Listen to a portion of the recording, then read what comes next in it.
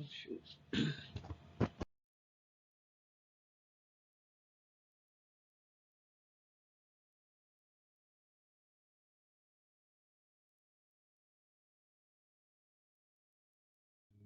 Behold, I stand at the door and knock. If any man hear my voice and open the door, I will come in to him and will sup with him, and he with me. Revelations 3:19. Well, y'all, today is the big day. It's been about 6 weeks since I moved into Diana's house and started going back to church after 9 years. I'm now saved, and today I'm getting baptized. I'd never considered myself saved before, and getting baptized was the last thing on my mind. That single of mine, it was released on Tuesday, and it's doing pretty good from what they tell me. I guess we'll have to wait until tomorrow or this Tuesday to see where we really stand. I'm set to open for Yvonne Adams on her 12-city tour. It starts next weekend, and we are going to be on the road for 2 weeks. Lucky for her, Kenya will be able to come because we finished the tour the weekend before school starts. She's even going to be one of my backup singers.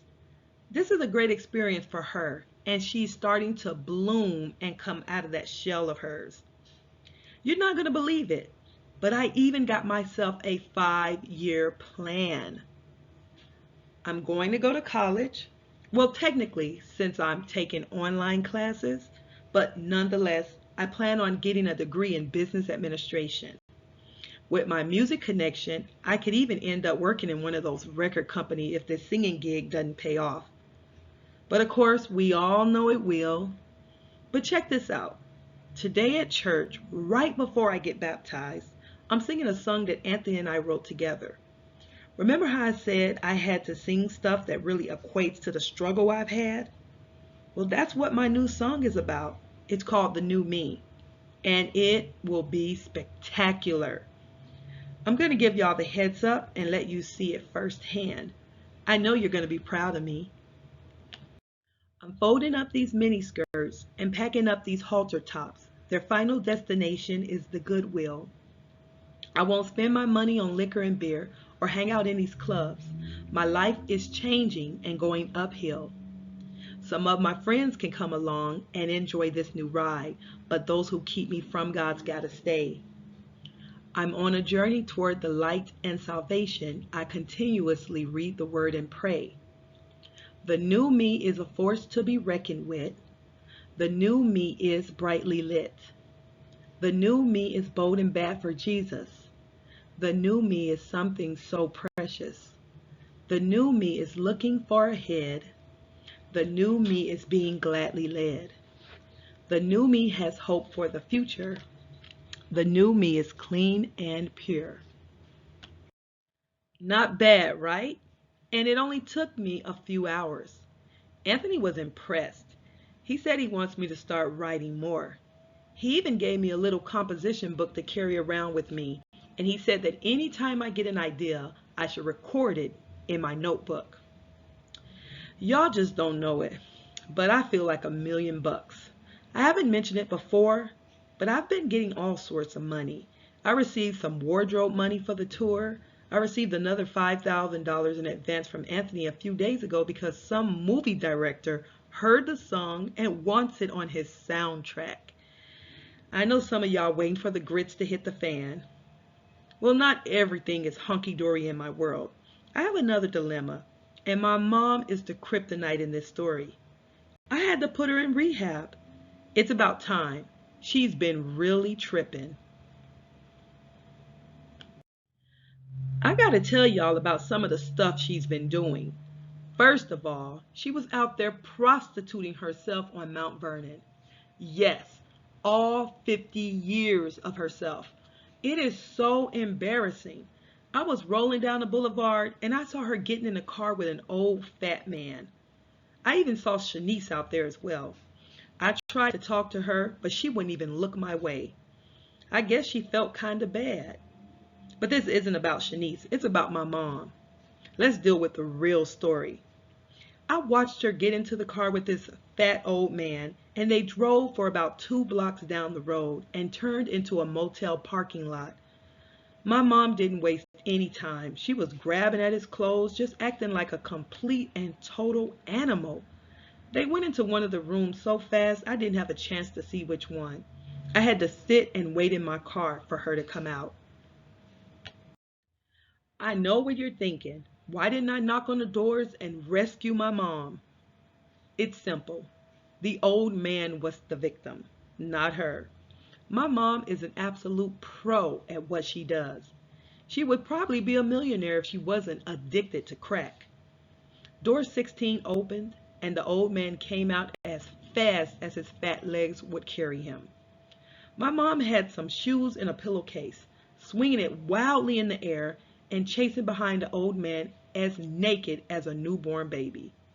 The old man stopped before getting into his car and tried to plead with my mom. I couldn't help myself. I pulled out my cell phone and started filming. I wanted mom to see what she looked like so that she would stop. Peggy, it ain't gotta be this way. Look, I done gave you $40 already. That's all I got. I tell you what, when I get my check on the 3rd, I'll stop by and give you another 40. How's that sound, huh? Nah, Fred, you think you slick. I ain't got that kind of time. Do you know when the 3rd is? Today is the 15th, 16th, or 17th. I ain't waiting no 2 weeks for no $40. You finna get this bag of shoes upside your head. Peggy, please, not today. I got my daughter and her kids visiting from San Francisco. I can't go home all tore up and stuff. Okay. If you don't want to be tore up from the floor up, then give me $60 right now. I might bust your windows too.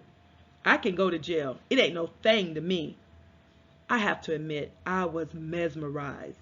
It was like watching a movie or something. You know your girl had to step in and get all involved and stuff. Mom, go put some clothes on and stop embarrassing yourself. You need to be ashamed of yourself. Hey, hey, look, Fred, it's Sasha, my baby.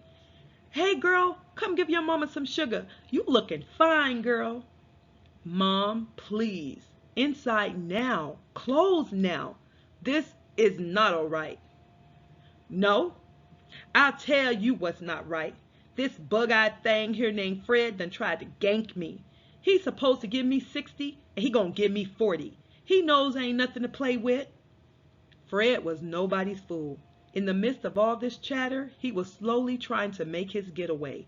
He eased into the driver's seat and successfully closed the door. The hard part was cranking that baby up. At the first rev, my mom jumped her naked self on the hood of that car and remained even as old Fred was reversing. I begged her to get off and begged Fred to stop. Finally, I reached in my purse and took out a 20 and showed it to Fred. He stopped the car and rolled down his window just enough for me to drop the money in it. He stopped the car, rolled the window all the way down, and announced to my mom that she was the winner and that she was getting the other 20. In Peggy style, my mom hit the hood of his little Kia with the bag of shoes and left a basketball-sized dent. Fred sped off, and I walked with my mom back to her room. Needless to say, I was still filming. Mom, look at this dump. Why aren't you tired of living like this? Because it's stress-free. The worst thing that could happen to me is I get beat up or robbed. After that has happened a couple of times, you sort of get used to it. But aren't you embarrassed? Don't you know people see you? I don't care about other people, Sasha. They are just as weak as I am. When your baby sister died, no one could bring her back to me. Not the intelligent people, not the rich people, not even the people who cared for her and loved her. So I really don't care how they feel. They ain't God, and they can't change nothing but the clothes on their back. I like living dangerously. Maybe I'll get lucky and somebody will beat me so bad or rob and shoot me, and I can end this sorry life. It ain't nothing but a joke anyway. Mama, don't talk like that. Things can get better for us. You know I'm singing again. And Mama, I'm gonna be a star. I'm going on a tour with Yvonne Adams. And I'm recording a video next month. I have a lot of money, and I'm even going to go to college in a few months.